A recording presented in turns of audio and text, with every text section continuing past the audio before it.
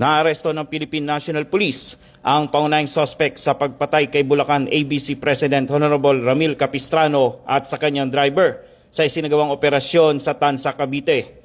Kinilala ang suspect na si alias Ulysses, 46 na taong gulang at residente ng Navotas City. Siya ay nahaharap ngayon sa 2 counts of murder batay sa warrant of arrest na inilabas ng Regional Trial Court, Branch 11 ng Malolos City. Ang operasyon ay pinangunahan ng Bulacan Police Provincial Office Provincial Investigation Unit Tracker Team. Katuwang ang Bulacan First Provincial Mobile Force Company, Malolos City Police Station, Navotas City Police Station, CIDG Cavite, Tansa Municipal Police Station at ang mga lokal na opisyal. Nakakumpiska sa suspect ang isang Glock 9mm na may lamang bala nang siya ay maaresto. Ayon sa PNP, patunay ang matagumpay na operasyong ito ng kanilang puspusang manhunt at koordinasyon ng iba't ibang unit upang mapanagot ang mga sangkot sa karumal-dumal na krimen.